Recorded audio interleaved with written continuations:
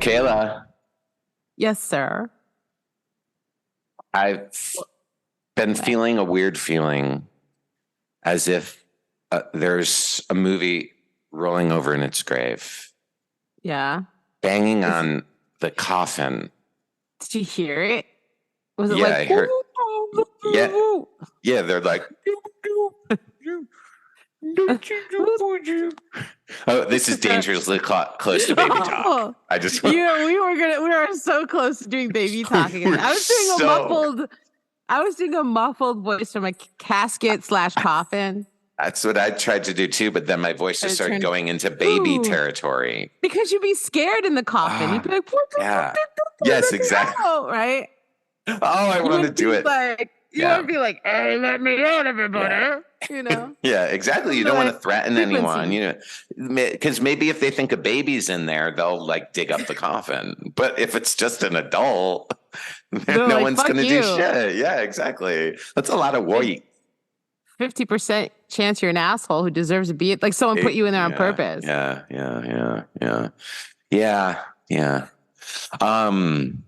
But anyway, but you heard it. You heard it. I did. I heard it, and it's a lesbian. I know. It's lesbianic. It's lesbianic. Yes, it's lesbianic. Let's be honest. It's lesbianic. Yeah. It's a little lesbianic, and it's a film called Daughters of Darkness. Daughters of Darkness. So, 1971. It's a 1971 movie. It's like a Belgian movie. Belgian. Like the chocolate. Belgian. Yeah.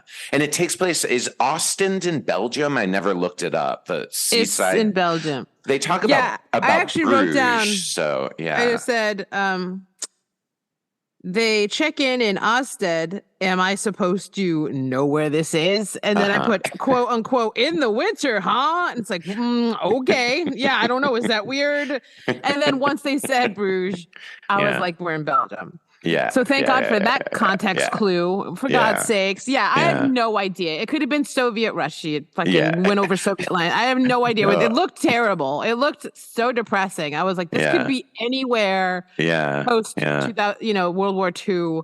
Right. Well, it's like a seaside place. I know, it's still depressing. It's so fucking weird. Yeah, that's what you get in weird. Belgium. It's very we get weird Miami. Energy. They get the gray column after column that almost gave me like a weird seizure after trying to watch it. I was like, you're right. It is a very weird vibe in terms of like the atmo. But I do think for a beach atmosphere, I can't imagine it being much more cheery just because it's sunny out there. It seems like it'd be still like, get me out of the sun. I am so hot in this big court. There's no trees. There's nothing here but beach and buildings. I don't know what that accent is. Just my general European accent. It's definitely because I know they're not going to sound like English or French, so I'm just like, don't get. And I went to Amsterdam. I went to Amsterdam. But French is not that far off. Yeah. Well, there is some like Roman architecture like spaces around this town that these people are in that I was like, that's kind of cool. Like kind of dilapidated, like crumbling, shit. That's my vibe. No, it's a cool vibe. It was just weird to think of it as a summer place. It's very weird. Yeah, right? Like, what are you doing there in the winter? It's like, what are you doing there in the fucking summer, bro? There is nicer places. Just saying. What are you doing there ever? I don't know. Maybe it's amazing. Hey, listeners, if any of you have ever been to Austin, if any of you have ever been to Austin and you know it's awesome, let us know in the comments. Yeah. Austin in the house. You are being Austin right now.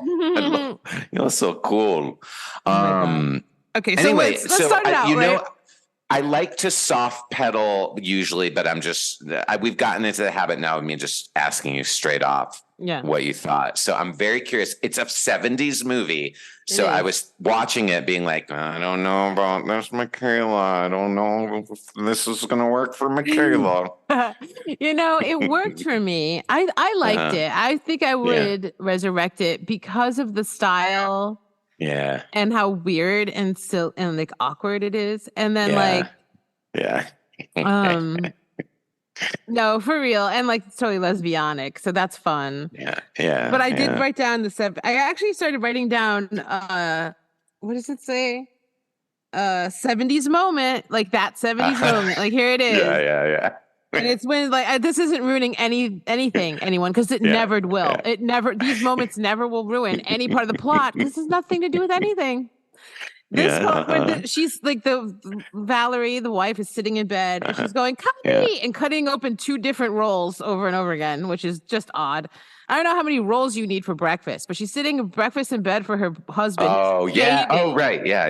This is the 70s. Come on, come eat. Hold on. Come eat. Your tea will get cold. Hold on. I'm coming. Come out and eat. I'm cutting 17 bread biscuits for you in a row. Hold on. I'm coming. Come out and eat the fucking biscuits, bitch. All right, I'm here to eat the biscuits. Don't touch me. It's like, what the fuck was that? 70s. That's what I'm talking about. They're not talking about their favorite band. They're not talking about fine art or sharding on Vicodin. Nothing interesting. Nothing interesting. God, They're talking about good. No, you're so right. That's character development in the 70s. Biscuits. Leave me alone, woman. Jesus Christ. It's like a full fucking 2 minutes of that. I'm in my robe. I'm in my scarlet robe. Oh my God, dude. All right, so that's my 70s moment. His tomato red. This man is wearing for most of the movie like a thigh length tomato red men's bathrobe with like matching slippers. It's pretty exquisite. The next man, if I ever take a man again into my life. Into your chambra. I'm buying him that. I'm buying him that for our first Christmas together. Like, you're wearing this. So hot. Wear it.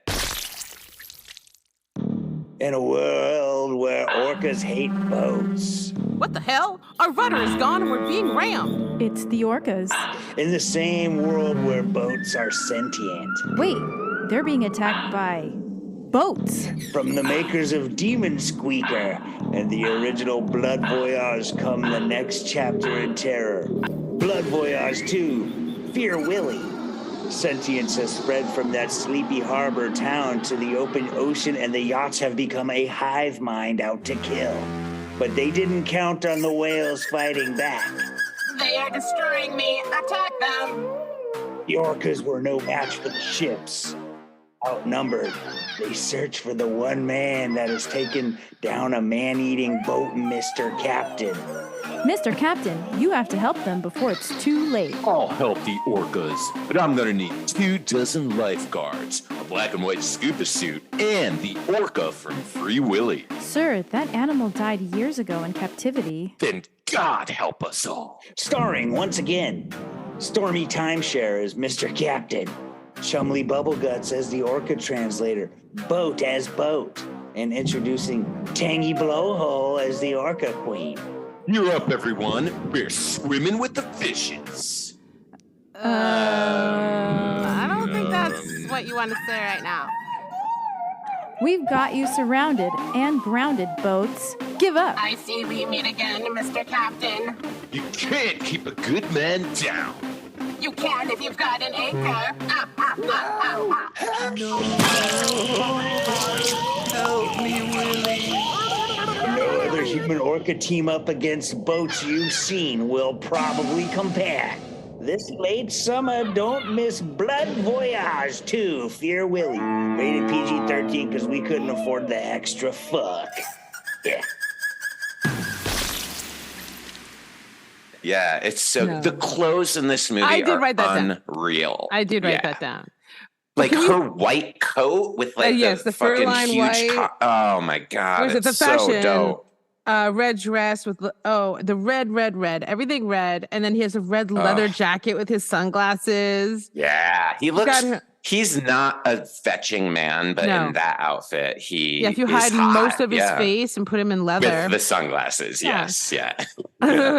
And then like the bat cape, the white fur, leopard fur, the 70s sweaters. that purple robe she wears with the ostrich feathers all around oh my God, there's so much good fucking fashion. I want one I was like, did I write this movie? I styled that movie. I swear to God. Yeah, it's great. It's really, it's top notch. And I wrote also, as far as the fashion goes, when the Countess comes out, I was like, oh, The Hunger seriously stole her look. Like The Hunger, the movie took to Catherine Deneuve and was like, oh, let's just make her like that vibe from which is awesome. Totally. Mm-hmm. Yeah, and like that would be the like most obvious like double feature would be this and The Hunger, don't you think? Yes. Yeah. Because even the other two lesbian girls have terrible fucking hair. Alana. Yeah. Yeah. Worst haircut I've seen in a long time. And Susan Sarandon's hair, terrible in The Hunger. So there was yes, that's true. There was a silent film star called Louise Brooks. I know. I wrote that down. Oh, Alona's hair is like, it's like she is literally Louise Brooks. But even her, like Alona with her big eyes, Susan Sarandon kind of has that type of face with like the big, huge like eyes. No, I like her face. I just didn't like her haircut, bro. I'm a jerk. What can I say? Oh, okay. I don't like that weird French That's cool. mushroom head either. I drew a bunch of pictures of it because it was cracking me up when I was drunk. But I won't share. Well, the Countess's hair is amazing. She's where it's like, and they said that she was styled after Marlene Dietrich. Yeah. And I was like, hot. I love it. Yeah. She was the best. So like, so that is also what I have to tell you sold me on this film. Here's what sold me on this film through all its 70s cheesiness or whatever is obviously the style. But the fact that it was about fucking Elizabeth Bathory, who I'm obsessed with. I used to have like a fucking patch on my jacket that was like Elizabeth Bathory and had her like date of birth. And people were like, why the fuck are you celebrating that psychopath? I'm like, I don't know. And I took the patch off actually because I was like, this isn't a fictional character. This is an actual demagogue who killed people. You know, I was like, this is an actual fucking piece of shit human being. And I was like, this is like wearing a Charles Manson shirt, you know, which I've never really been a fan of either, unless it's making fun of him. I used to make these stickers that was a picture of Charles Manson that said Jesus would think you were a jerk because he looked like Jesus in the picture. And it was very off-putting. And I just wanted to confuse people. Got it. But I didn't wear it as a shirt because that's a whole nother. Yeah. It's like a fascination that I can't get behind. Well, then this movie is for you to bring her into the modern era. You know? I loved it. She's totally an obsession. So once they brought that in, I was like, what? And then her little weird Renfield with her mushroom hair. And I was like, what? Yeah. I love this. Yeah. So she sold it because she was just like, I would have run away with her the minute I saw her. I would have like thrown that guy out a window in front of her and been like, see, I like you. Seriously? Can we go out now? You know what I'm saying? Like I would have thrown her and the mushroom girl off the balcony for her. Yeah. I was like, hell yes, let's run away together. Like kidding me? This guy brought me to Belgium. Charming. Yeah. He brought me here charming. In the winter. Yeah. I'm just going to keep saying that. It actually made me want to go away, though, in a creepy, empty hotel in the winter at a seaside place, which I think we need to plan, you and I, in our future. Oh, yes. And then, like, do a live podcast. Lupe and I just talked about going to one down in Slow Country, which is San Luis Obispo. And I guess there's, like, one outside of there that's, like, a haunted old hotel they stayed at. That's, like, close to my neck of the woods. I mean, it's... Closer. San Diego's like an 8-hour drive, and then it's like I could maybe make it out. Yeah, it is closer. It's closer. It's like more my neck of the woods. Right. I think of like Southern California. I'm like, I could drive there. Yeah, we both drive, and then we meet, and then we have a haunted cliffside podcast. Ooh. I have so many ideas. That's why we need Patreon money. Yeah, right. I fucking had an experience sort of like this when my first boyfriend, Chad, and I went. Like when I graduated from high school, we went to Europe. From college, we went to Europe for a month to like celebrate because I'd never been outside the U.S. Yeah, and we wound up just spending, I think it was one night in this really fucking huge old hotel in Orvieto, Italy, which is this like hilltop town. And we were the only people staying there. Yes. And it was like, felt like a medieval like building that we were in.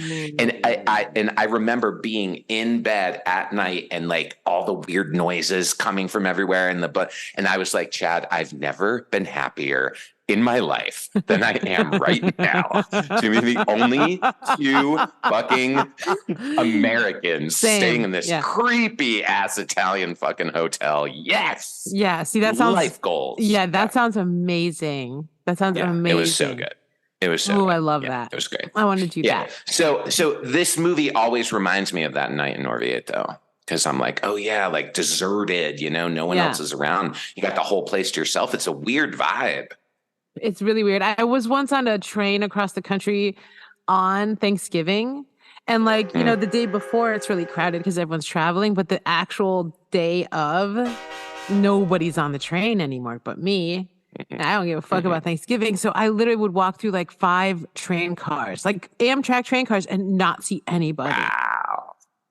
Wow. It was insane. Cool. It was ghost train. Exactly. I kept trying to see if I was going to see a ghost or something. Yeah. But that is dope. I love that. Really cool. And I love train travel. Yeah. Oh, I've gone across country on the train at least a dozen times now.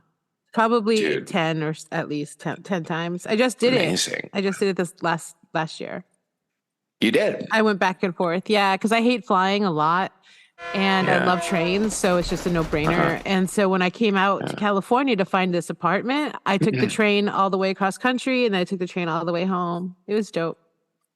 How much does that set you back? You can edit this out. What is if you want to ticket? Oh, I'll tell everyone. Fuck you, fucking Amtrak. They have the monopoly over it. Everyone should know. Yeah. Because there's no other choice. There's no other choice but Amtrak. So fuck them. Yeah.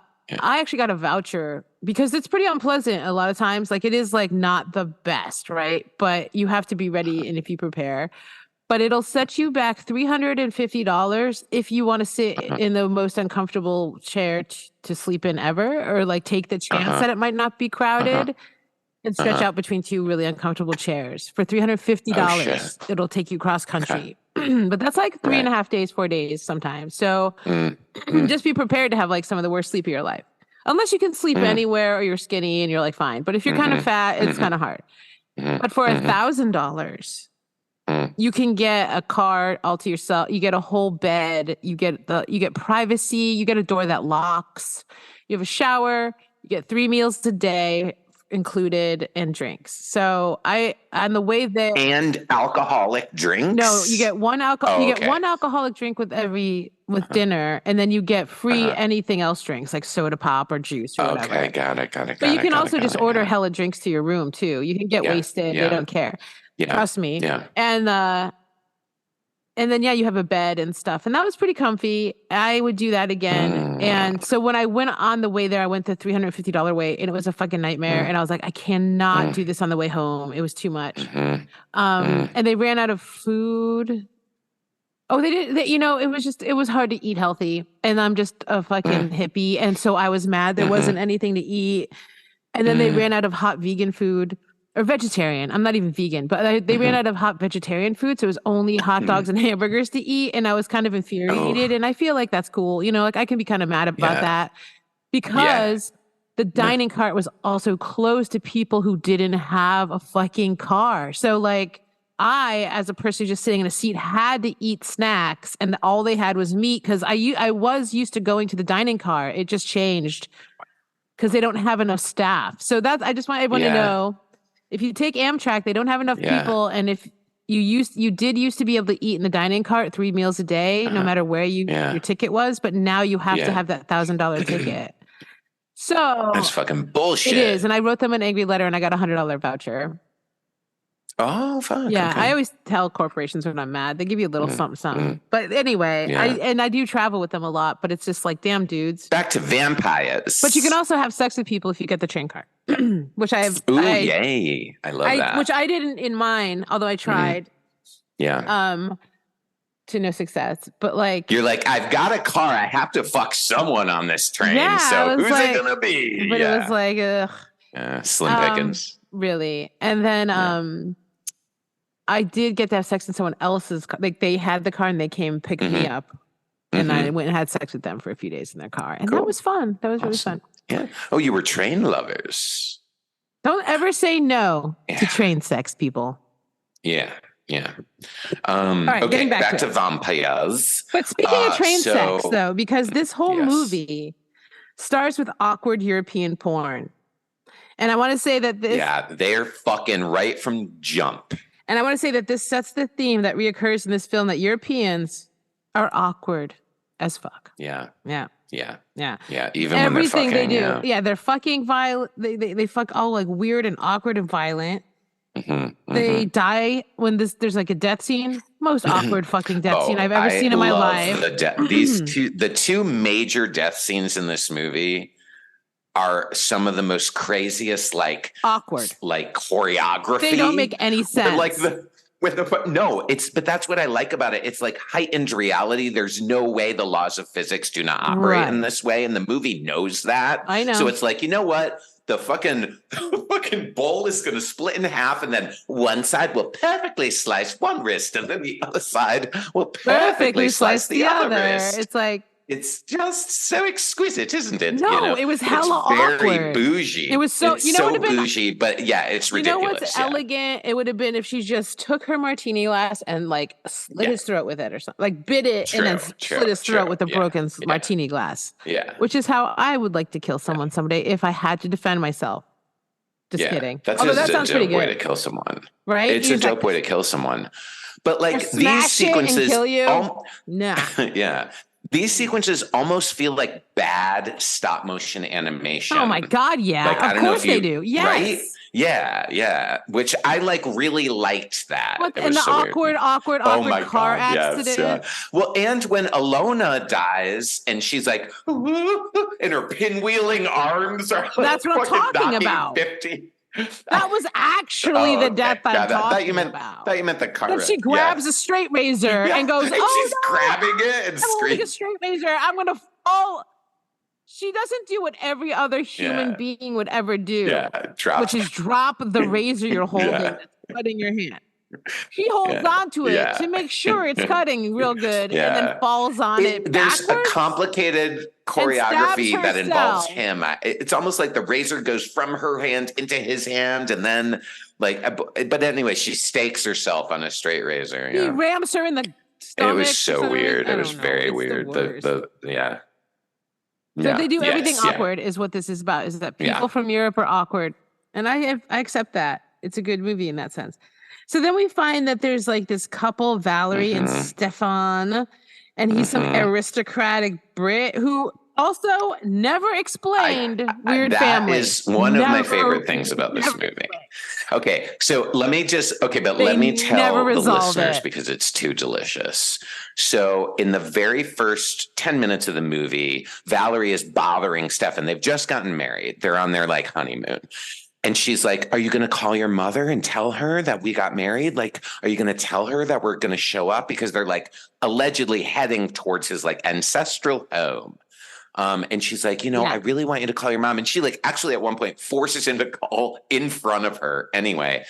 Then when he finally places that, he puts it off for a while. Like he tips a doorman or the concierge to like pretends that he tried to call and blah, blah, blah, blah. Right. When he finally... and then answers the phone himself. It's so weird. I'm like...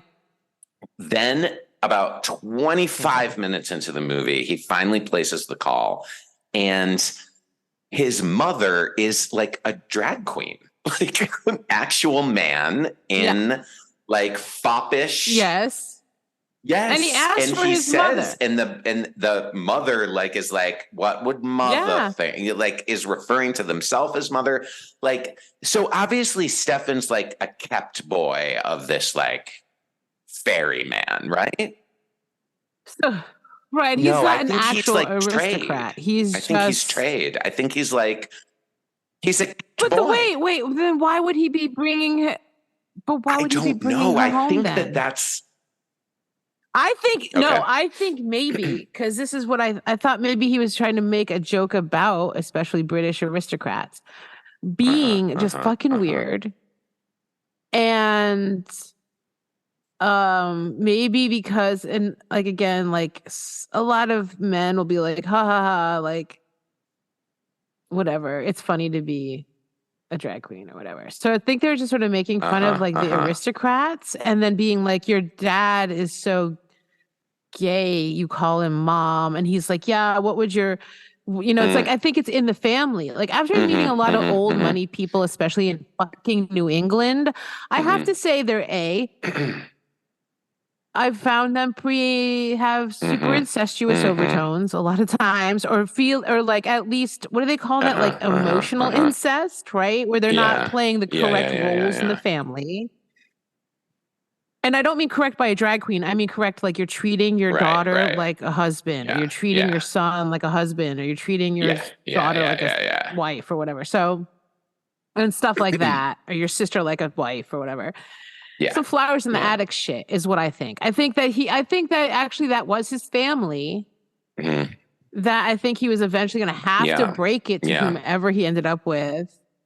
That he probably was a kept boy in that sense, but also like, I think that was really his family. Because why else would it matter? It is, and watching it, this is a movie. I will say that upon rewatch, there are new layers because you're like, oh, okay. So when he's on that phone call with Mother's like, what is she going to think about what we've been up to, your wife? Like he's basically insinuating like, we've got a situation. Like, have you explained Mother to her yet? And then when he says that he's gotten married to someone, the mother figure says to him, oh, okay, well, this was just a lack of good judgment on your part or something. Like there's some weird dialogue. I didn't write it down, damn it. But I'm like, if he was just like, why wouldn't he run away with his wife and stay in America and be happy? I think he likes being wealthy. And I think he's like under the thumb of this, like, effeminate dude who he's like, this is my reading of the movie is that is that's so lover. Interesting. I thought it was I literally was like, that's his weird dad because aristocrats are fucked up and crazy. I was literally like, I hate rich people so much. I was like, that sounds about right. Like his dad just pretends to be mom and he probably killed the mom, or the mom is his cousin because he's British and they seem to all have sex with each other. I don't know, to keep the bloodline pure or some crazy shit. Habsburgs and whatnot. I thought it was like a Habsburgs thing. I thought it was like a joke like that. And like, are you going to tell your wife that you fuck your dad or whatever? Like, I thought it was like flowers in the attic shit. But I guess you're right. I guess it makes more sense on your level if you don't hate rich people like I do. I'm not like a huge fan myself, but No. I'm just being silly. I'm sorry. I don't hate you. If you're rich, hey, if you're out there and you're rich, I love you. Give me $1 million. All right. Thank you. Yeah, I almost feel like it feels in character that Stefan would have made up a story about his like rich mother, to this girl and married her. And then now he's fucking trapped in his own lie where he's like, oh, well, he could but what I'm saying is, you know what? I hate my family. I love you so much. Let's just stay in America. I love you. I don't care about my wealth. I'll give up everything for you. I mean, that's what I'm saying. They had the chance on the boat, on the thing, and the boot, and the butt. He had 1,000 chances. Yeah. That's my point, is that I think he's just a fucking psycho killer. And he was planning to kill her the whole time and go back to Mother. I thought he came from a long line of psychopaths. That Mother was his weird actual family member of some sort, whether it was just like his uncle or whoever raised him in that aristocratic family. I thought it was just that, and that they have a weird thing, but that it's that they fucking kill people. Okay, like, so my biggest piece of evidence against that theory would be he seems really, really fucking shook up and devastated when Alona is killed. So there's probably a lot of serial killers the first time they kill someone. But wait, so you're saying that he had a plan that I literally wrote down early in the film, he even kisses like a serial killer. And then he is a sadist. With a belt. He's a sadist. He's a sexual sadist, yeah. But if someone doesn't ask for consent, that is some Oh God, I wish that were true. But unfortunately, I've said yes to an open buckle belt slap down myself. And yes, the hotel did call concerned. Okay. And we said it was fine. Yeah. But this is an assault. He's a wife beater. He's a wife beater. This guy's a scumbag. So I'm not I just like to tell people I'm not judging. Yeah. Like I I'm a kinky weirdo too. So I get why he might want to hit his wife with a belt, but you have to. He flies into it. But this is another reason why I'm like, he's a killer. Why he's like a closet case essentially, because it's when he gets off the phone. It's when he gets off the phone with Mother that he flies into this rage and like beats the shit out of his girlfriend. And he's like, I better kill you now. He doesn't try to kill her. He's like, I better kill you now. Okay.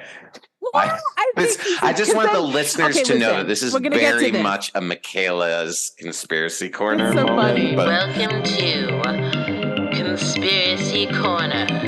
I know. He's a white Earth star. He's a killer. He's Jack the Ripper. He's Jack the Ripper reincarnated. Oh my God, that's so funny. In a world where dog toys may not quite be what they seem. I thought I threw that squeak away. He had thrown it away.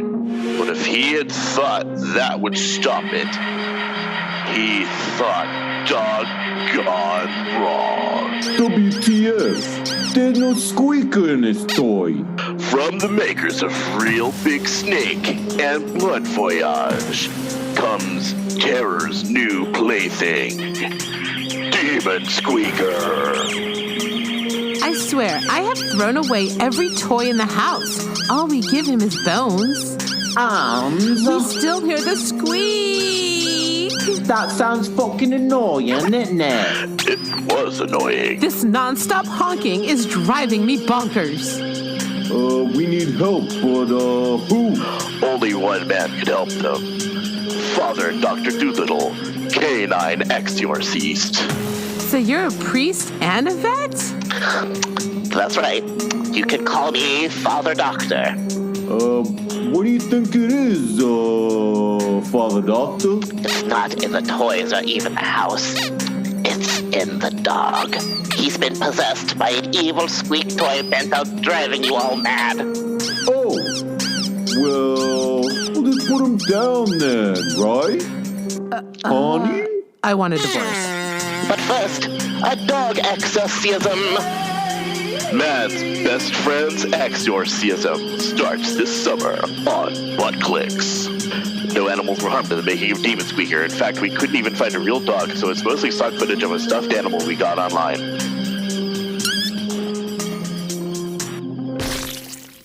Because they go to the crime scene. Okay, we're getting ahead of ourselves. No, they do that. You're right. He's definitely a sadist, and he's definitely titillated by violence against women. That is for sure. His wife is like, I'm scared of you. Yes. That is the last thing that a lot of women say before they end up on Hardline or I mean, I'm not saying that he wouldn't have eventually escalated his violence against her, that eventually might have killed her. He's a fucked up nightmare, okay?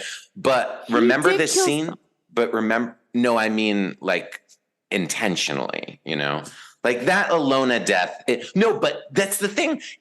The death is accidental, but it's an Freudian slip. But it's an outgrowth of him actually assaulting her and like dragging her into the shower when she's kicking and screaming and saying no, and he won't listen to her. He's a total asshole. He's a killer. He's a psycho. Well, okay. So we're getting ahead of ourselves. Okay, they're having sex in the train. Okay, God, this is literally the first minute of the movie. Okay, yes. He goes out in his funny little. I love his little thing. And I said, European trains, you just go out in your little robe, huh? Like dick out. Like that dude did not even put on his underpants. Yeah. He had his flip-flop and hoo-ha under there. And again, thigh high. You're right. It was just under his butt cheek. It was just That's how they roll in Europe. And we see his penis a few times too. This is equal opportunity male-female nudity in this movie, though there's a lot more boobs. I feel like the guy who made this is definitely bisexual, for sure. I would be shocked if he wasn't gay or bi. Yeah. It seems there is a queer sensibility to this movie. There just is. I think he's bi. He's made one other horror movie. I've never seen it, and I've always meant to. What? This director made one other horror movie, and I've never seen it. Oh, what? I think it's called Morgiana, Morgiana, Morgiana. That's the name of it. I've never seen it. I said, Stephen Chaitin, an aristocratic Brit with never explained weird family that he avoids like death. Better than death, as it turns out. Because he never goes home when he dies. Yeah. He never goes home. Spoiler. He avoids better than death. Yeah. He's like, oh my God, stay away. Anyway, so he's there. He's being weird about going home. So they end up just staying in Ostend, which is apparently in Belgium, in the winter. And so it's dead. And then this beautiful stranger shows up with her little mushroom-haired friend. And they're obviously lovers. Yeah. And the doorman's like, you've been here 40 years ago. Now I'm just making him, I don't know, Midwestern from the 40s? I don't know. I can't do my accents tonight. You were here 40 years ago. I don't know what that is. Forget it. And then she's like, fuck yeah, that was my mom. And he was like, I don't think so. And she's like, that was mom. Yeah. And he was like, okay, bitch. But she's teasing him too. Dude also is always putting his jacket on like he's just waking up like for the rest of the movie, by the way. Or he's like half naked. I don't know. Anyway. Imagine your job is to just sit at the front desk of a deserted hotel. That sounds like a nightmare. Anyway. I was just like, sounds like a dream. I was like, so many things I could get done. I'd write a book. But that's the thing is sit that there and be like, tippity typity tippity. For me, nobody's knowing that at any moment someone could come in and demand something of me would keep me from being able to focus. You know what I mean? Like personally, for me, that's my worst nightmare because I can't like get anything done if I'm like, well, but no one's coming. It was like 2 people in a month. True. That guy was probably seriously jerking off the whole time otherwise, because he always was coming out half dressed. I mean, I think as soon as he saw her and then she went upstairs, he ran in the back and jerked off. He was very excited. Yeah, he was like in love with her. He was very like, excited. I loved you then and I love you now. But what's cool about her is that she's like, I don't know what you're talking about, Pierre. And he's like, how did you know my name? I thought that was great. She was like twisting the knife. I love her. I would have run away with her. She's amazing. That's what I loved about this film. She's so beautiful. Yeah. Don't even like blondes. Yeah. And she's really cute.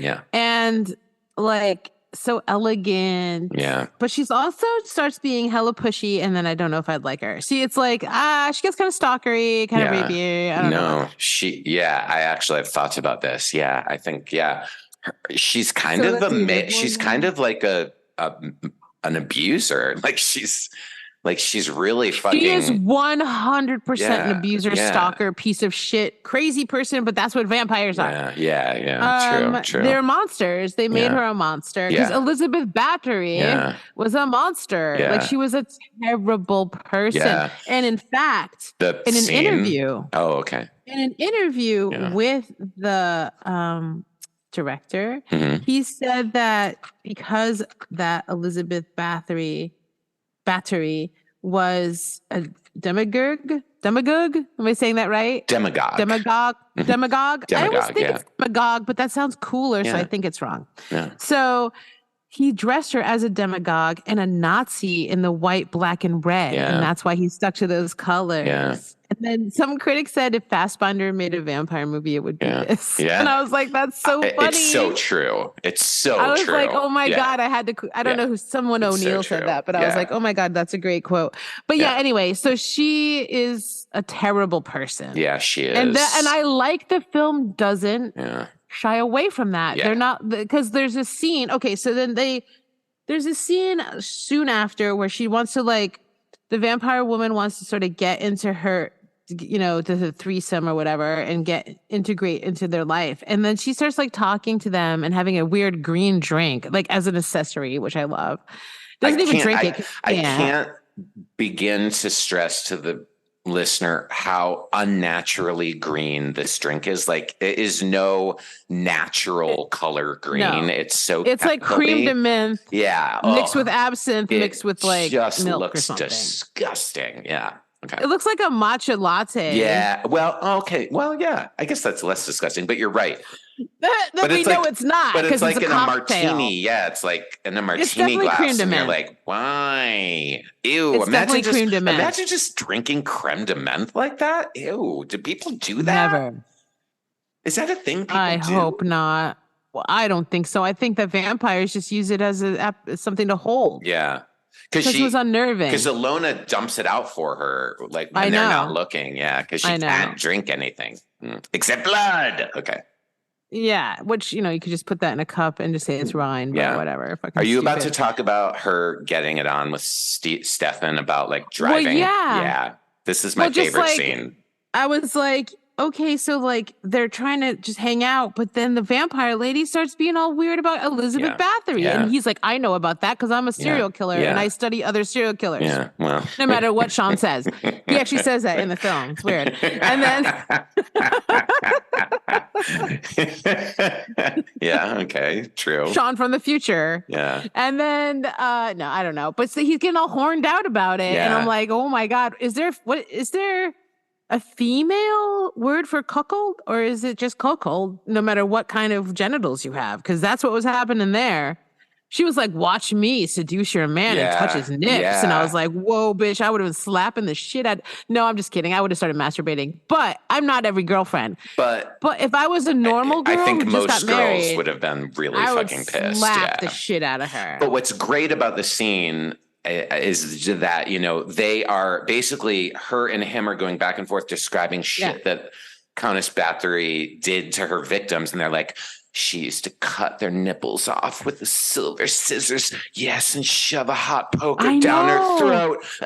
And then fucking poor, what's her name? What's the guy? Yeah. She's Valerie, like, my mother's name. Yes. My mother's name. Oh my God, you're right. Oh fuck. Yeah. She is. You know who she reminds me of, that actress? Barbara from Night of the Living Dead. Oh my God, yeah. Don't they look alike? Yeah, they do. But European white girl, long blonde hair. Yeah, true. Put them in a lineup. I can't tell who they are. They have interesting noses. Yeah, they have like a little bit more prominent noses. Yeah, which I think they're cute. She's cute. Catching. Yeah, Valerie's really pretty. Yeah. No, yeah, totally.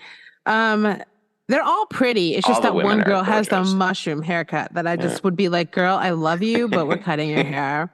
And I actually saw that actress with like more of a shaved head, and I was like, hell yes. But it's like, but it's kind of like Uma Thurman in Pulp Fiction, right? Isn't that basically the same haircut?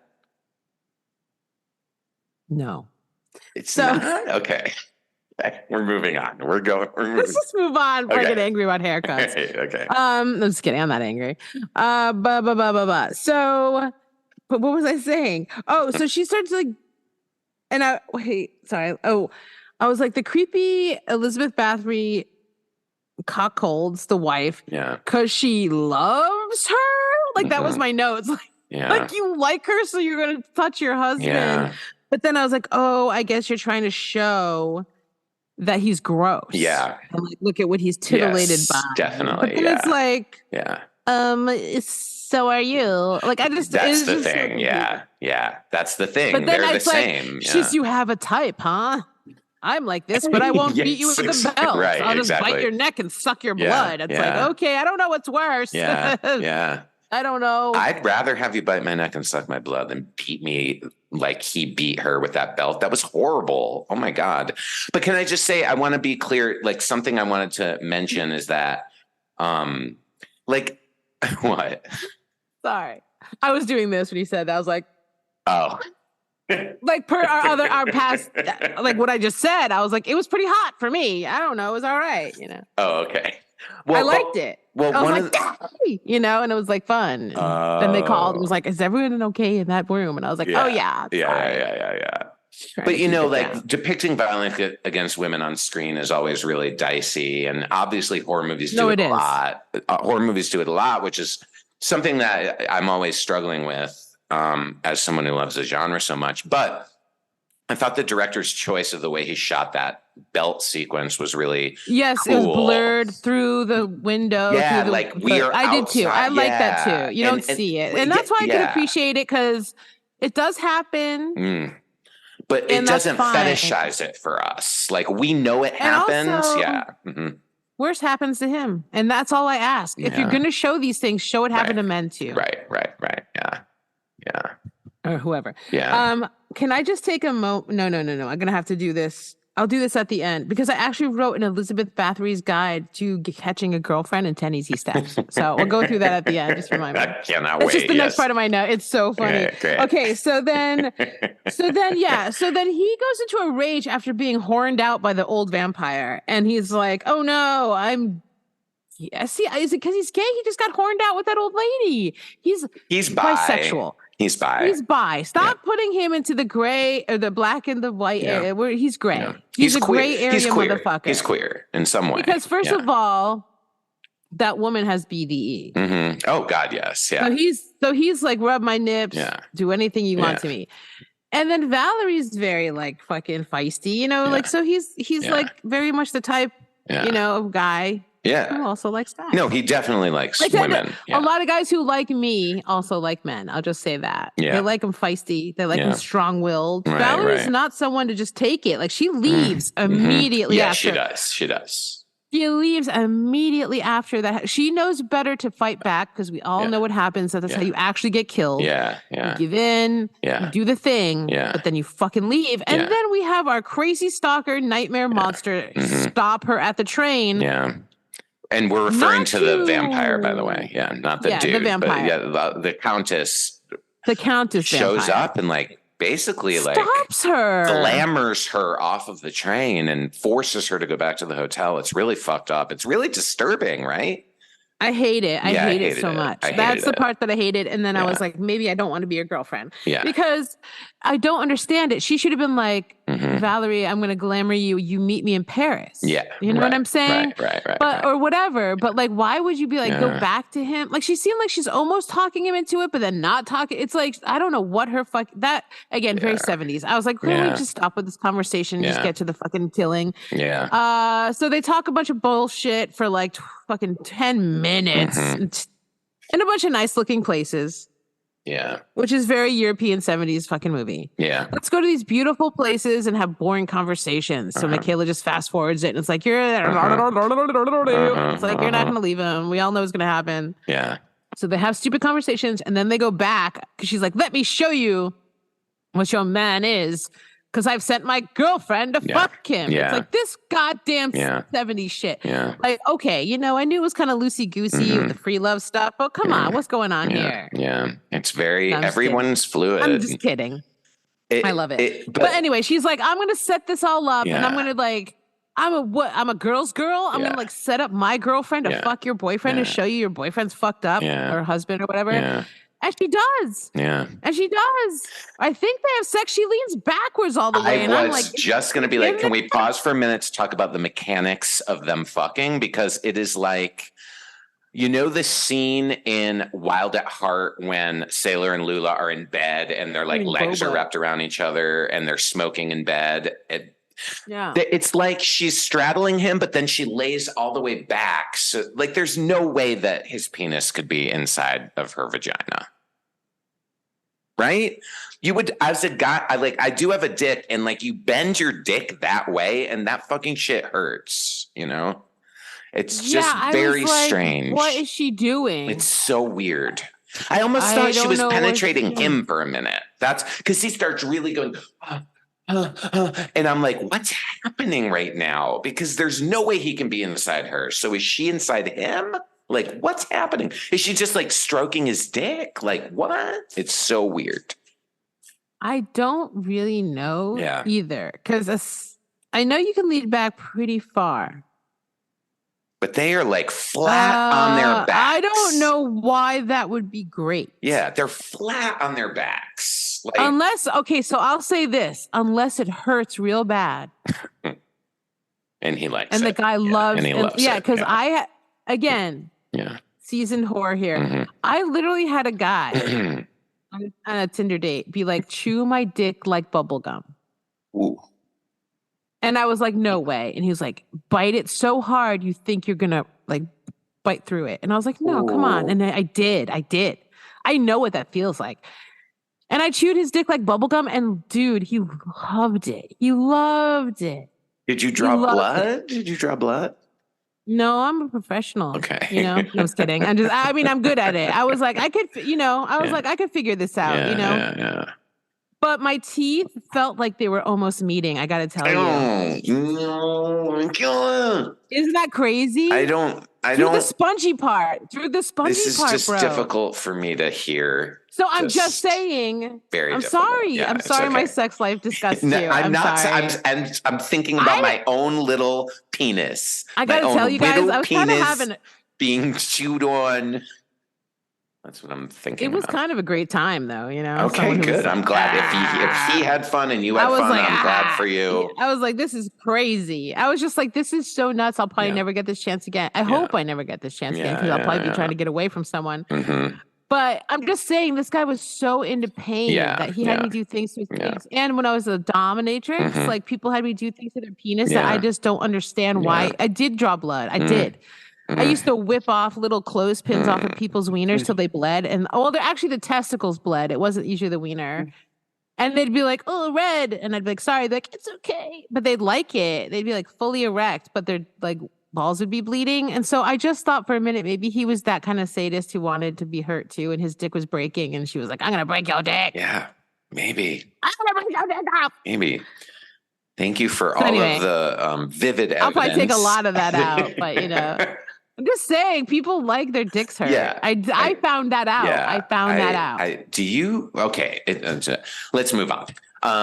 So I don't know what they're doing, but she does something. Yeah.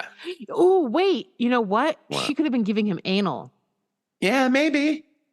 I think she was on top. I think maybe she was giving him anal. Oh my God. I could see that working. There's her little bummy, her little bum.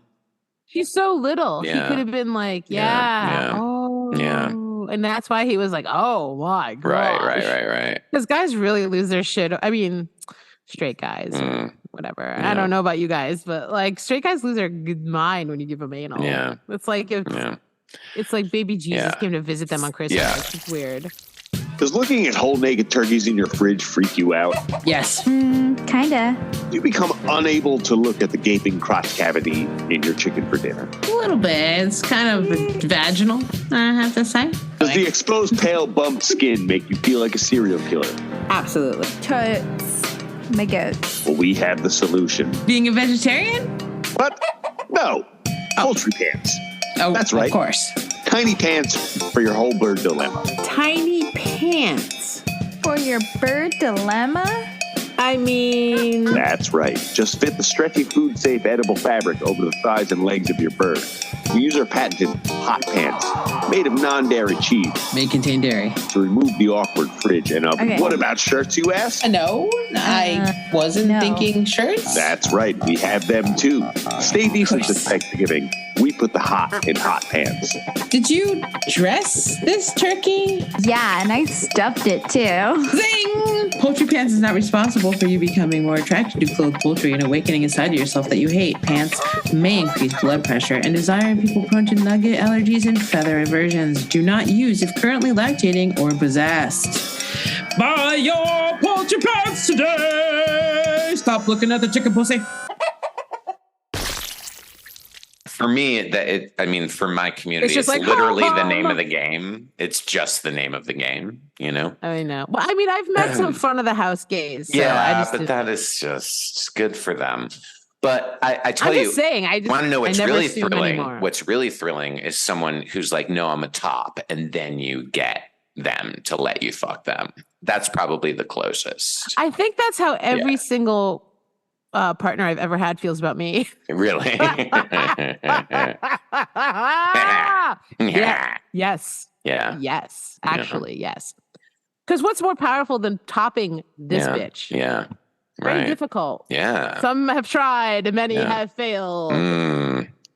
Okay. So I know. Let's get out of this topic. So then they I was just trying to make a point. Yeah. Well done. Some men like it. I'm just going to cut to this. So some dudes really like their dick hurt. Yeah. Some dudes like it chewed on. Yeah. It is an unusual body choreography. I think he's giving her anal. Yeah. I think they're doing anal or something. Okay. It's just very...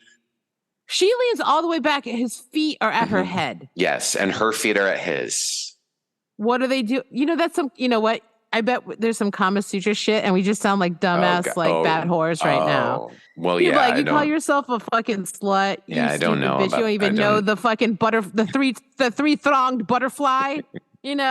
the inchworm of passion. It's probably some stupid future shit, and I don't even know it.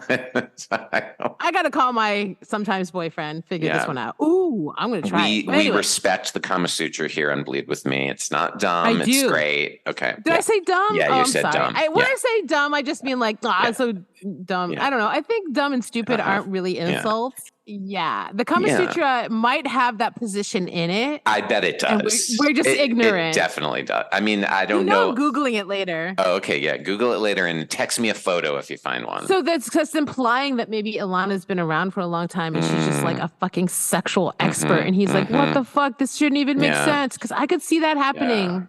And I will say that I've been on top and bent a dick back kind of far if it's big. I will say that, which tells us this guy might be hung. Yeah. Well, we see his dick several times. Not fully erect. No, flaccid, yeah. We all know that that's not the same I'm just saying. Especially if you're evolutionarily superior. Okay. I think that people who are growers and not showers may be evolutionarily superior because if you had to like just live your life without pants, you wouldn't want a big old dong around, but you would want it at the right time. So if you're a grower now or shower, it's good. It's good for you, man. It's great. We like all the dicks. I like all the dicks, but I just feel like that might just be something evolutionary that they were like, you know what? Yeah. Like, you know what? We only need it big during this one moment in time. Otherwise, can we just not have it out? Hurt, you know? So, just a theory. Just a theory. Hey. For all you growers out there. Yeah. Go growers. Team grower. But I like everybody. You're right. Okay. So let's go. We're talking about dicks a lot. We can't. There's so much sex in this movie. There's a lot of fucking. It's a horn dog But so movie. after him and Alona do their weird whatever, they go to take a shower. And now earlier in the movie, there's this creepy like police inspector that's like this hanging really around. Ineffective ex-inspector. He can't. He's an he doesn't ex-inspector. actually have any authority. Yeah. And now it's his hobby. Yeah. Which Valerie points out is sick. That poor Valerie is just surrounded by sickos. Yeah. Everyone's out of their goddamn mind in this movie, but her. But at one point he's like vampires who are afraid of garlic and who are blah, and he specifically mentions running water. Yeah. So then later Alona freaks out about the shower, and he like Stefan like a fucking asshole drags her towards the shower while she's screaming and panicking and flailing her arms, and he's like laughing. It's so bad. And then it leads to a really death scene. It's very so of its time. Death scene, yeah. He's like, bitch, you stink. We just had anal. And she's like, I don't care. Anyway. Elizabeth likes sloppy seconds. Yeah. I need to retain all the fluids inside of me. Sorry, I'm just getting so disgusting in this. It brings that. This movie brought it out of me. I was like, it's so kinky. I'm like, it is kinky. Yeah. Anyway. It is a kinky movie. Yeah. Gross. It's got to my psyche, apparently. Oh, I was like, she's just retaining the fluids for the sloppy second. I look way too deep and not deep enough, apparently, into this film. So I knew she was afraid of the running water. So she's afraid of the running water. He gets all weird, throws her in there, and then tries to like rape her. And then she's like, no thanks. And then jumps out, only to grab a razor and have the most awkward death scene I've seen. It's the weirdest death scene, yeah. I mean, his is Maybe actually ever. more awkward. Don't you think his with the fruit bowl is more awkward? You think this one's more? It's a tough call. It's a toss-up. It's a toss-up. There's a lot more cuts, I think, edits in this death scene than the other there one. is. Yes, the other one is just like 5 or 6 ridiculous cuts that make no sense. This one was like, then she falls, then she falls, then she grabs, then she falls, then he headbutts her in the stomach, right? Yeah. Remember that part? Yeah, it's really weird. He headbutts her in the stomach. Yeah. I don't know why. And then she falls on the thing. Yeah. And it's like, so you meant to just beat the shit out of her, not kill her. Cool, bro. Great story. Really bad. You killed her. That's why I don't think it's an accident. It's like, listen, if you're in the midst of violating someone and they die, that is not manslaughter, dude. Yeah, I thought he just was like dragging her in there to be like a bro, you know, like oh, what's wrong, you know, and then she gets killed. But you're right, he like starts trying to. He pushes her against the glass. He does. What a fucking piece of shit. He's such a piece of shit. No. And he's like trying to put it in her because he's getting off on being sadistic. And then she gets out and grabs the razor and is like, oh no, I better hold on to this. And then just kills herself. She gets staked by a man's straight razor. And at that moment exactly is when Valerie comes in. Yeah. And the way that she screams Stefan so bad. is in a way that lets you know she's like not that shocked at what she's seeing, but she's like, how could you do this again? Yeah. It's like a dog who shit on the couch again. Like, Stefan! Why? You know? No. Yeah. And then I wrote down dead girlfriend plus killer hubby equals let's kiss Valerie. Like that's when the fucking vampire leans in and kisses this woman. I'm like, I actually think that the director might have had something in mind there, and that, like, you know, seeing that like breaks maybe the last hold that Stefan has over her, and like opens her up to being like glamored away by the bear. I don't know. Okay, ultra shit. Yeah, I don't know, but her psyche is fractured. It's fractured. She's like very, you know, but at this point, this is the point in the movie where I think like she really just starts to get full on hypnotized by the Countess. Oh, she's absolutely. Oh, and then the vampire's like, no, a dead body, not again. Yeah. So she's like, clean it up. Yeah. And he just sits there pretending to be remorseful, but whatever. I think he's just shocked because he never had the guts to kill someone before. And now he did it. And he was like, oh, shit. Yeah. I will say, so they go out to the beach to bury the body. And I love the scene where they throw the body on top of him. It reminds me of The Eyes Without a Face. Yeah. That scene, like, because she's wearing patent leather, and that cape is patent leather, just like Eyes Without a Face when they dump the body. Yeah, you're right. So many illusions. But when they throw the body on top of him and knock him down, you think they're gonna like bury him with the body, which would have been awesome, by the way. Would have been a really, honestly, kind of superior ending to his life. I agree. I think that would have been dope, like burying him with her body on the beach like that. Like, why'd they even pull him out? He's fucking useless, you know? But what did they even end up doing? They just go back and then, like, I don't even remember how it wounds up. That it's when he starts attacking Valerie again that he dies the next time, you know? But I will. Right, he's like, that's my wife. It's my wife. I am a man and she is mine, while he's wearing his tomato bathrobe. Yeah. Oh my God, that's But I will say that cape scene where, so there's this really great shot of like, you know, Valerie and the Countess are standing on like the cliff overlooking the ocean, and she like raises up her fancy cape like literal bat wings and like envelops her with them. It's really cool. Yeah. Yes. That's when she like bites her for the first time. Right. Obviously. Or whatever.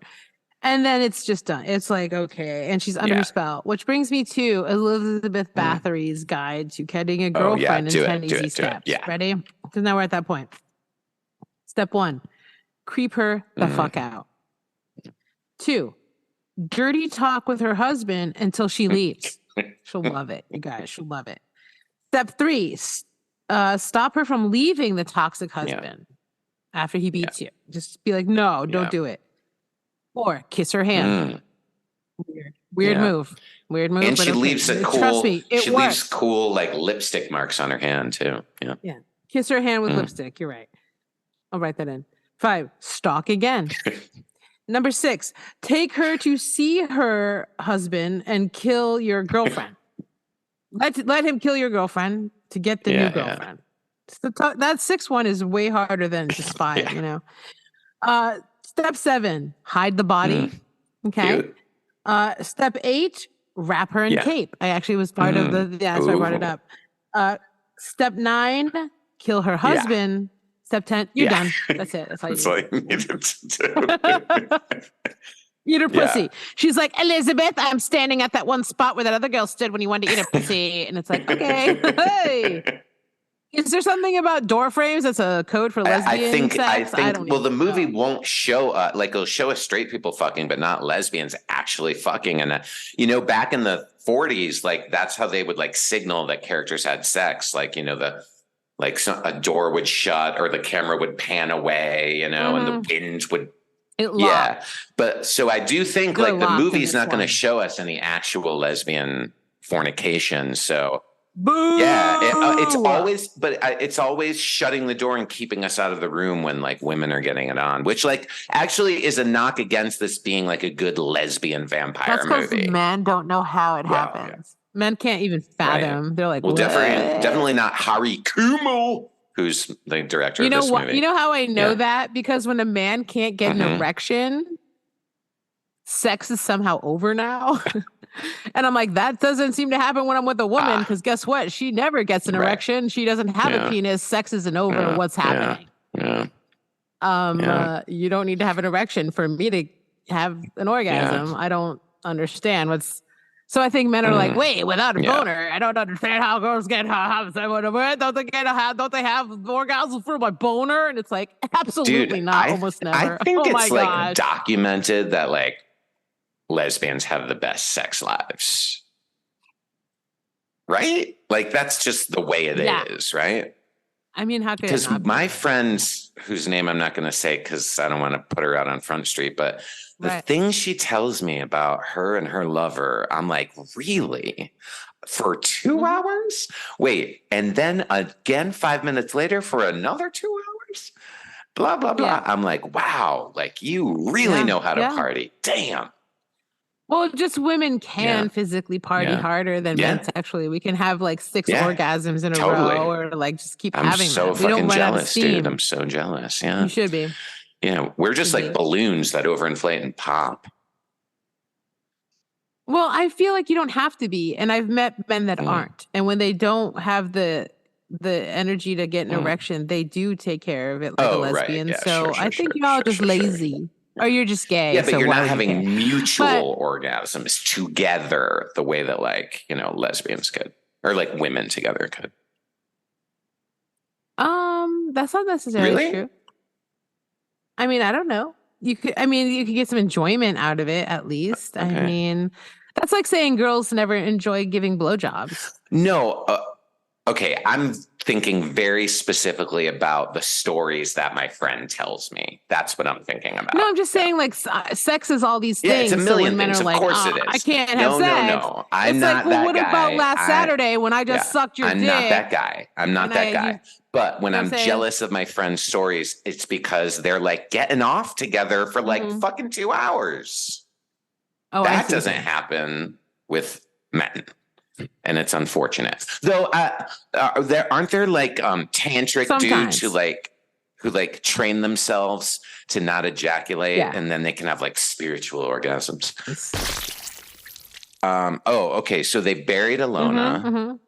Now they're like, and there's the awesome scene where it like looks like he's gonna get buried, which I love. I love that. That was so suffocating and terrifying, and I was like, oh my god, so terrifying. Yeah, I have like a lot of nightmares of being suffocated like that, and they're just like, but how much of a boss ass move? There's 2 parts to me. I had so many feelings during this part of this movie, actually, because they're on the beach and he digs the grave for the woman he just killed accidentally, supposedly. And they make him do it. They don't lift a finger. Oh my god, they're just like making out and becoming vampires. And then she's like, okay, throw her in. And then she looks at him and just kicks him in, right? She just like kicks his ass in, the vampire woman. And I was like, iconic. Like, I was like, wow. Like, holy shit. Like, if you were like, let's just pretend that you're just a terrible person and you want to steal this woman away from a husband and you get to kick him into a grave. I mean, boss move. And like the woman's like, oh no, Valerie gets all scared for a minute. But I was like, I wish they didn't go there, but they did. I don't know why. I guess they wanted the movie to be longer. I don't know. So they kick him in. He's suffocating. The whole beach is collapsing. Do you want to know why? I'll tell you why. Do you want to know why? Because audiences at that time, like, wouldn't, like, once the man is out of the movie, audiences don't want to see. At that time, mainstream audiences don't. Yeah, I do. Yeah, you're probably right. I think that they have to keep him around or else, because then what's the movie? Like two women like making love and fucking and fucking being vampires together? Yeah, exactly. Awesome. But I don't think in 1971, because this movie was this kind of movie was a success. That movie, what, lesbians, vampires just like getting it on? Does that movie exist? Like, and just hanging out? I don't know if it does. Why? We need to make that movie. I would watch that fucking movie so many times. I can think of one that might come close. The Hunger Part 2. They just Susan Sarandon, like the way I wanted it to end, where Susan Sarandon and Catherine just run away together. No, dude. The Hunger Part 2, Hungry Again. Hungry for pussy. Yeah, hungry for meat. Curtains, that is. Oh my God, you're such a weirdo. Yeah, that was bad. I know that was really bad. I don't even really understand that. I mean, I guess I've seen it. Don't either. I don't know, Taco, but it's just fun. I know, but meat curtains as a phrase is just funny. It's just funny. It makes me think of like Hellraiser. I like it. So they're back at the hotel. Again. Because they just love this hotel where you can kill people. Oh, no, because this is what happens. When they get back from burying Alona, like the Countess in a baller move, like pushes Stefan into their room by himself and like shuts the door on him while like she brings Valerie into her room. Sleep it off. Yeah. Like, just trust me. Yes, it'll be better in the morning. Yeah. So like Stefan is totally emasculated by that, of course. He's out of his mind. He's out of his damn mind. Can't handle it. Coward. Doesn't even know how to kill people. So then the next day, I think, is when he goes ballistic and like starts assaulting Valerie again. Well, yeah, because he's like, "What are you doing? This is my wife. Who do you do?" And you're like, "You're the worst fucking husband ever. I don't even know who your mom is. You're dumb." I like at the beginning they won't even say they love each other, and I was like, that's a bad sign. That's a red flag. Yeah. Yeah, and you think at the beginning that they're like being cute, right? Because like when you find out, like after they say that, the next line is like, "And we've been married 2 days." You're like, "Oh, this is like cute banter." But no, it's some like, weird underlying really bad shit. Really fucking weird relationship. Yeah. And when they go. But can we just get right? Oh no, please. I'm just saying there is a part where they do this great edit with like the vampire's red dress or something where she's like hanging out to the scene where they're on the boat, and then they go to a crime scene where he does look at like some little kid or like some young person that got murdered, some young woman, and he's super titillated. So he's like a fucking weirdo. Yeah. I just want to throw that out there. Yeah, that's way back at the beginning. Yeah, no, you're right. He's a total weirdo. So can we just cut right to the Countess and Valerie take like a giant cover for like a giant glass dish. He starts freaking out and they're like, we don't know what to do, right? No. You can't cut right to the dish. I'm sorry. It's too awkward. So here's like the fifth awkward shit that happens with these Europeans, right? They're like, oh no, this man's being abusive. I don't know what to do. The vampire... who has, I guess, no extra strength or teeth or anything useful. She just... We never see fangs in this movie. Yeah, we never see fangs. Kind of lame, but okay. Also spent the last 1,500 years not learning jujitsu, aikido, karate, boxing, kicking, and nothing. She learned nothing. Right? So she starts flailing about like a useless piece of poop. Yeah. But then is like, I will shove the room service tray at him. Cool. She does do that. And it gets knocked over and a lobster flops onto the floor. Flops over. And she's like, lobster or crystal tray that the lobster came with. Lobster or crystal tray? And then she picks the crystal tray and is like, I know. So I'm like, cool. She's about to like bash him over the head like so many women have done with like, the back of the toilet seat. Like we've seen it a million times, right? Yeah. No. Yeah. No. No. That would not be Europeanly awkward enough for the Belgian to do. He's like, no. I will take this thing that you could bludgeon someone with very easily. Now I'm French. Wait. I know. I can't do it.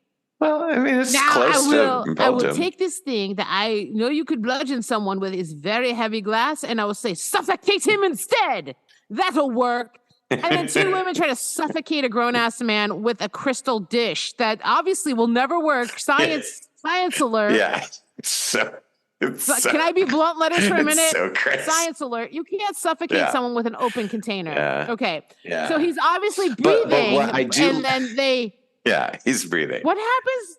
But there's a great shot. Yes, it cracks. So there's a great shot where we are in his POV and the thing is like over the camera and their hands are pressing down on it and you hear the glass start to splinter.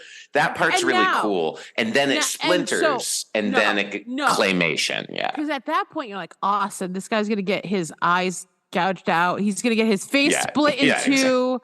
Something ridiculous that actually makes sense. No. Yeah. Let's make it more awkward. Not at all. No. Yeah. The 2 things don't cut his face hardly at all. Yeah. There doesn't get glass in his eyes. He doesn't start screaming. No, they don't cut his neck with it. They actually it somehow separates and flies off to each wrist perfectly. And cuts each wrist perfectly. Yeah. So stupid. Yeah, each side of the cracked dish slits. It's so fucking weird, though. But Micaela, it's so weird that I honestly love it. It's I just so it's vampire magic. It's vampire magic. It's. I just think it's like this director is really going for it. You know, I think he was on probably a lot of drugs. The laws of gravity work the way that I want them to work. You know, the laws of, bodies rest in motion works how I want it to work in this crystal dish scene. It's just too weird. It's so weird. Listen, the scientist in me hates it, and the horror nerd in me loves it. You know what I'm saying? I'm just like, this is dumb. Okay. There's this part, you can't forget that there's this science nerd, rational Spock motherfucker in the back of my brain every day, all the time, watching these things, being like, this is not logical, this does not compute. And I'm like, yeah, I know Spock, but it's funny. And then I have to fight with fight with my science brain. So it's all right. So sorry. But it's fine. It was pretty funny. Yeah. I'm sure there's upsides too. It's thoroughly enjoying when something is scientifically correct in a movie. Yeah, it's shit like that. Yeah, it's shit like that. And that's why I'm single. Yeah. And see, fuck I'm people with bubblegum dick. And, that's why you end up with bubblegum dick and weird guys who can't come. Yeah. It's like, because you like science fiction. And then your second choice is horror. Next time you get a You're bubble. Like, I like science and when you kill people really horrifically. Yeah. Next time a man asks you to chew on a stick like bubblegum, take a glass ashtray and press it onto the head of his penis as hard as you can. And then it will split open and each side will cut one of his testicles perfectly. Oh, his wrist. Sure. Yeah, his wrist. Great. Oh, I didn't want to cause him real harm. I enjoy causing men some harm if they enjoy it. I like that. It's fine. We're just cracking jokes over here. Okay. We're just making dumb jokes. He never called me again, but I didn't really want to chew on his dick anymore either. So. Yeah. That's it was a fun time. Blue moon thing. Yeah. So then he's dead, and they literally dispose of him like in a garbagey storm drain. No, it's great. Didn't they I love wrap him in the bat wing? He wrapped him in the bat wing. They wrap him cape. No, he's wrapped in the Batwing cape. No. It couldn't have been because Valerie's wearing it at the end of the movie. Is she? Yeah, when she's walking with the couple who are in tennis whites. I'm 100% positive on this. She's wearing the cape. It just looks like patent leather, I guess. But yeah, I thought it was the back cape. Yeah, it's just like black plastic. It's like black plastic. Black plastic, yeah. It's like black plastic. But they like bind him up, like a fucking, I don't know, like a funerary whatever. And then they just chuck him into the fucking dirty rainwater with garbage everywhere. I thought that was cool. Great. And it's like cut really quick like They're just that. Like, okay, so it's now like, he's boom, gone. Done with finally, him. Yeah, finally fuck gone. Him. Yeah. Never hear about his family again. I love that. It's so fucking random. Yeah. I love the mystery. Yeah, I know. I will say what my note would have been if I were the person executive producing this movie. I would have been like, mother has to show up at the hotel looking for Stefan so that we can get a mother countess face off. Like, that would have been so iconic. But there wasn't. That's why I wish there was some resolution. Maybe it's on the cutting floor. Yeah. Well, even take the mother character out of the movie. This movie is still drag as fuck. Can you? Drag queens must love this movie. I mean, the Countess alone is such an amazing drag character. I'm in love. Yeah, she's so glamorous. Yeah. I keep saying that's how I'm going to be when I'm older, and I'm like pushing 50 and keep forgetting. And I'm sitting here in a ripped up metal t-shirt and some boxers. I'm like, I'm going to be glamorous someday when I'm older. And it's like, bitch. And that actress was 39 years old. She was 39 years old when she filmed this movie. She looked good, but I could believe it. It's like, that's that timeless age, right before 40. Yeah. If you wonder about dark matter, missing links, and wild lives of scientists, space updates, and cutting-edge technological breakthroughs, then this is a podcast you've been looking for. Join hosts Micaela Superstar and Electric. And Gerbil. Shut up, Gerbil! For a drink and a savvy science conversation that gives you fuel for your nerdiest discourse and jokes you can't wait to rip off. Check out our website at thebluntletters.com, our new home on the interwebs for all things blunt letters. Follow us and subscribe wherever you listen to podcasts, including Apple Podcasts. Fancy. The Blunt Letters Podcast, subversively nerdy. So then they chuck him in the stormwater, and then they go speeding off, and it's like the sun is starting to rise. The awkward ass accident, and I'm not even sure what happened. The sun got in their eyes. And, well, Danielle. Valerie is driving. Do you notice that the Countess is always in the back seat? Yeah. Why? Even when it's just her and one other person in the car? Because she's an aristocrat, She's comfortable being driven. Does she just have car sickness? But there's a scene where she's driving and Stefan and Valerie are in the car with her, and they're both in the backseat. It's just very weird. Like, everything in this movie is just like a little off. Yeah. But so they're driving really fast, and the Countess is like, go faster, go faster. There's going to be so many nights, tumbling nights, so much life left to go faster. And then the bitch is going so fast that like the sun like breaks around the tops of the trees and like hits them both. And like she loses control of the car, and then they crash. And then the Countess just this was pretty cool. So flies right out of the fucking windshield and gets impaled on a giant like fallen tree, and she's just hanging there. 1,500 years you kept yourself safe. The thing again, this is the nerd in me. You've been alive for over 1,000 years. You didn't think to just pull over and hide under a tree in the car. Come on now. Come on now. No. Or get in the trunk. I mean, come on now. Yeah. You just thought of something in 2 seconds that this woman who was alive for 1,500 years never thought of. Yeah. Baloney town. But this is the thing. Everything about this movie is so improbable, from the candy dish to this, it's like it's a fever dream. Logic actually doesn't. It is. You love fever dreams. Really you love them. I love them. You love someone who gets high on poppers and cocaine and just writes a crazy ass movie and films it with their friends. I do. I like mood and I like fevers. Well, I know what we're doing next time we hang out. Contracting tuberculosis and getting a really high fever. Yeah, it's gonna be the best. Awesome. Yay! Oh, it's gonna be so good. And we'll write a movie. But so they jump out of the car. That's it, and then that's on fire. No. It's not just that. I wrote like, thank God.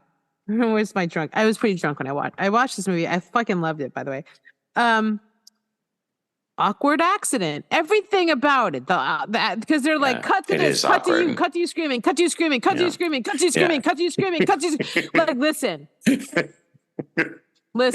So true. That is not accident time. Really There's accident timing, and now we know how to film it.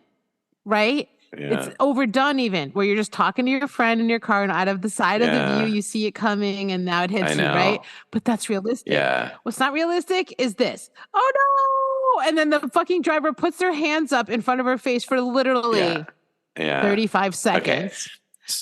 So this is definitely a difference between you and me is I prefer this type of car accident. I love it. I love the hyper reality of it. It's like so melodramatic and so cartoonish. I could have dealt with like they did like 3 or 4 cutaways of them tumbling. I could have done with like two, and I get what's happening. I just mean as a language of film, I've got it. And now you're just being a goofball. And now you're just being awkward. And then the flying out the car, that was brilliant. But what I actually wrote was like, I'm glad that they don't make cars that catch on fire when they crash anymore. I was like, that just doesn't happen. And I don't know if it ever did, but I think whatever powers that be, that cars don't just burst into flames when they hit a tree. Because that's what happens, Now, although here's where I get a little confused. Mm-hmm. Everyone seems to explode and blow up, but then you see that Valerie has escaped. But she's speaking. We don't see her in the like Elizabeth. Yeah, we don't Bathory. see. Yeah. So did Elizabeth Bathory? We don't. Okay. Yeah, we don't see her in the wreckage. You're right. We don't see her in the wreckage. So I think it's like, away, one of those things. But what I'm asking you is this. Oh, was there a body jump? Yeah, because why is she talking like Elizabeth? Was there a spirit jump? And then she's like, fuck you, I'm just going to jump in your body. I mean, why else would you anything's possible. Why else would you keep someone around? And also, like, I mean. She's wearing the cape. And she has her voice. They dubbed her voice in. What does that mean? That must have been for a purpose. They dubbed her voice in? I thought it was the same actress, but just speaking as if no, you're right. No, you're absolutely right. She's lip syncing. Yeah, she's lip syncing. Yeah. So I think it's a spirit switch. That's a cool theory. Dude. I thought it was just like the movie's way of showing us like she has now become like the next incarnation of this type of character, maybe. So anyway, I was confused, and I actually took it as in the heartless vampire just transferred her spirit into that's a totally fair reading, especially in a movie like this where like it's all artistic choices, and he does make this really big weird choice at the end that you're right, it's her dialogue from earlier in the movie. It's not even like new dialogue in her voice. It's previously spoken dialogue. And Valerie is like lip syncing to it, like as if she's speaking to this new couple that she's, it's very strange. That's what I'm saying. It's really weird. It's weird, right? So I was like, I thought it was her just transfer and like Valerie's just like some fucking vessel. Yeah. But I don't know. Anyway, it ends with that, and then I guess the cycle of toxicity and stalker bullshit continues, and that's scary.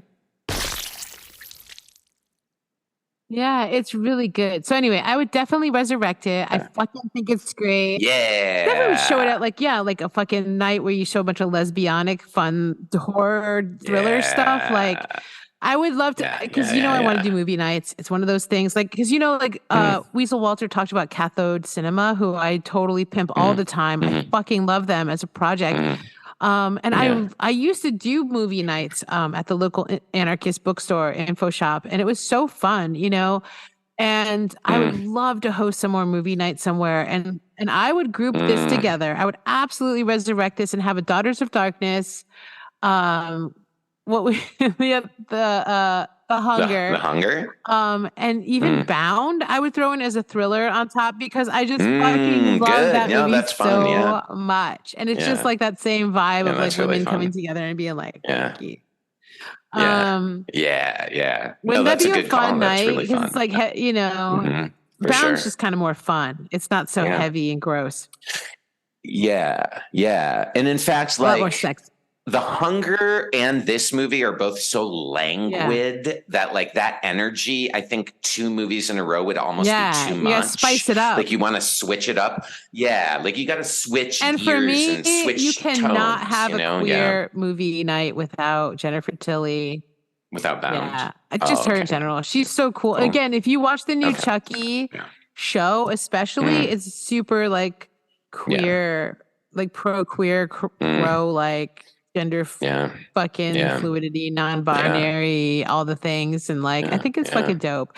And Gina Gershon makes an appearance, so it's like, Gina, yeah, she I comes love back her. as like herself, but as like kind of a jealous ex who wants her back kind of thing. It's so hot. It's so great. So like they play off the Bound thing even in Chucky, and it's just like iconic. So I just love Jennifer Tilly too. She's like one of my favorite scream queens because again, she's fucking Chucky. Chucky's one of my favorite things in the horror genre, and then she's like the fucking lead female that's been in a part of it forever. Yeah.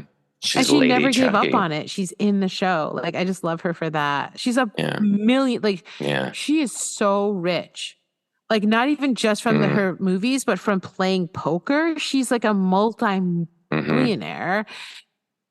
Oh, she's a like, and a really good one. And she's married to another really good one. Yeah. And so she's made like millions just off of playing poker. She doesn't even have to act. And she's like, oh no, I'll do Chucky though. And it's like, what the fuck? I love you. So I always want to include her. And a lot of people don't like Chucky as much as they like Bound, it seems. But Chucky's pretty great. I encourage everyone to watch the fucking show. It's so dope. I love it. I love what they did with it. Yeah, I think it's awesome. I'm super excited it was renewed for another season. I watch it with my mom.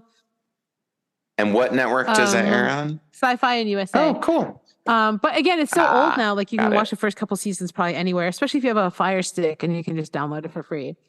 Highly worth it if you love Chucky, like I do. Yeah. I have not found a better like lesbian vampire movie than this one. I prefer this to The Hunger personally. Like I've always thought The Hunger is kind of overrated personally. I disagree. We're on opposite sides of the fence on this. There's no way. See, and this is fun. Really? There's so many reasons. Oh no, this is so my vibe. I mean, David Bowie, Catherine Deneuve. I'm not.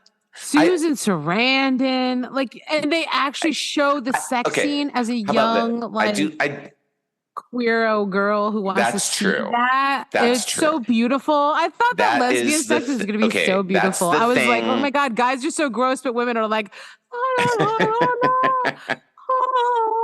yeah. And I was like, oh my gosh. Yeah. It's so beautiful when I have sex. So yeah, I love that movie. I don't know. It actually shows the sex. I don't worship David Bowie like some people do, but I just think it was cool that he was in it. Yeah.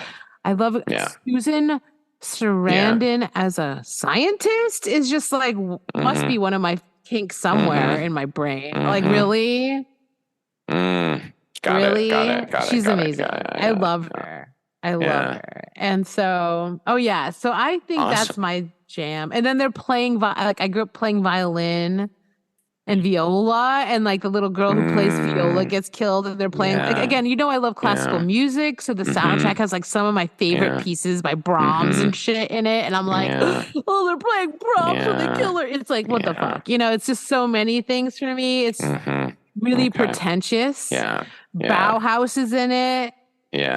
Like, how it's like I'm just saying these are the things that outweigh anything. It's like I can't say that it's not my favorite lesbian. It's like, come on, man.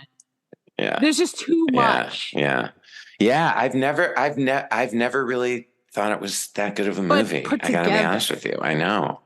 Kudos for having an actual lesbian sex back then. Like, it was mind blowing. My movie doesn't have anything, but it was pretty good. And like I said, it definitely ripped it off a lot. The Hunger ripped off Daughters of Darkness a lot. So it's cool. It's cool. I love it. I love it. So, what do they say? Daughters of Darkness crawled so that Hunger could run, or isn't that something? So that internet my new locution movie could fly. I'm gonna write the best lesbian vampire movie that's ever been written. Yeah. There you go. And you love The Hunger, so you have to your mission must be to you know what? But for you, The Hunger as the best lesbian vampire movie. No classical music whatsoever. Just for you. You're welcome. Thank you so much. But like full on pussy sucking. I'm actually, No, but I would expect nothing less. Oh, you know, one of my favorite parts, though, and we didn't talk about, is when they're coming back from burying her girlfriend, Ilana or whatever. Ilona, yeah. They see Ilona.